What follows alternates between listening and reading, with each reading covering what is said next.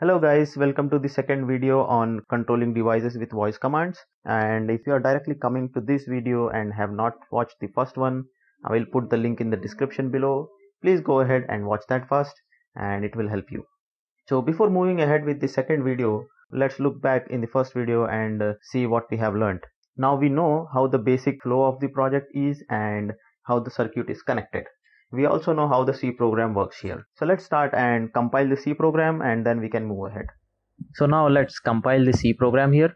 I have opened this SSH window. Now we'll move to the folder where we have stored the C program.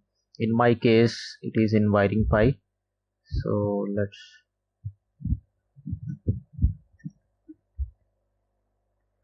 go to the. So here we will put the command gcc-o, the file name which you want after compiling. I want it to be test, and the actual file name is voice command.c. We also have to mention the WiringPy here. So let's click on enter. The program is compiled. So let's go ahead and see if the file name with test is created. So I'm in the Raspberry Pi.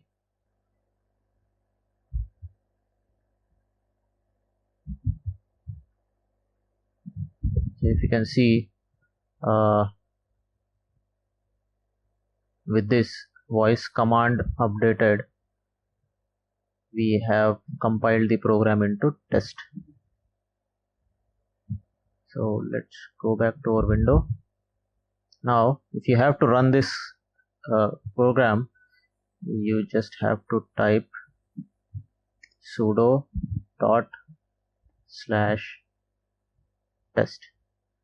and see it starts running.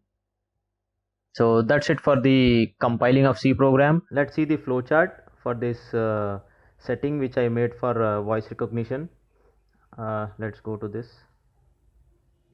So if you see, we have started with flow beginning, and then I use this set variable box and put two commands in it, start and stop, and gave the numbers 1 and 2. This is command 1, this is command 2.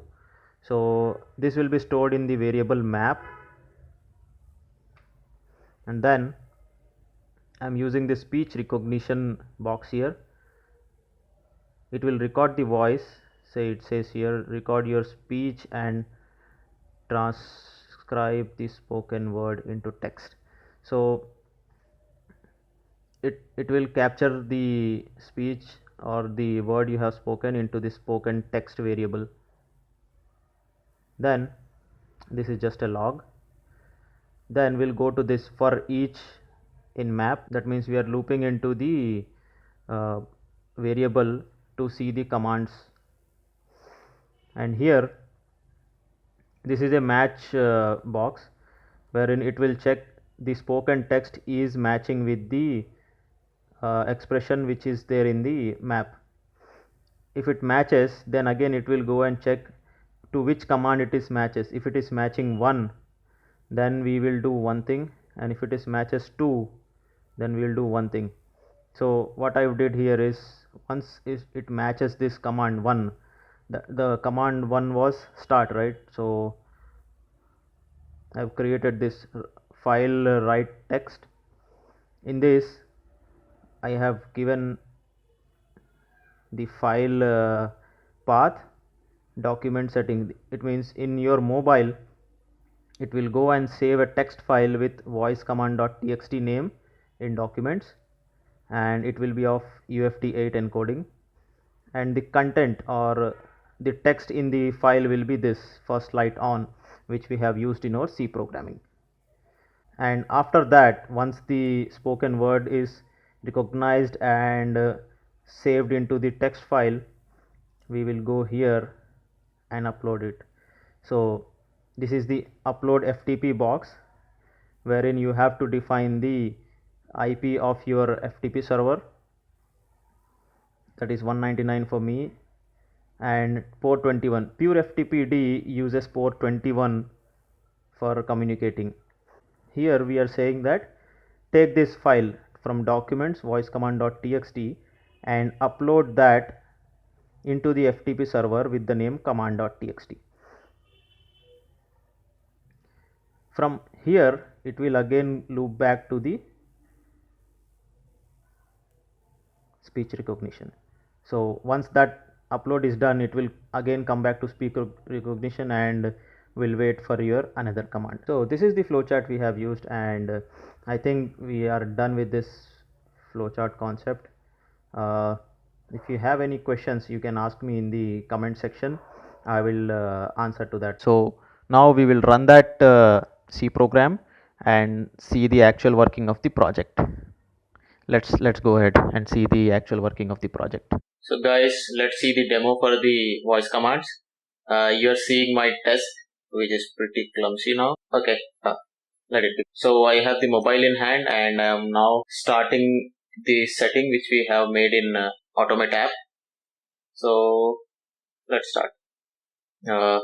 Instead of using voice command on and off, lights on, lights off. So for testing purpose, I just use start and stop. So let's see how this works. Start.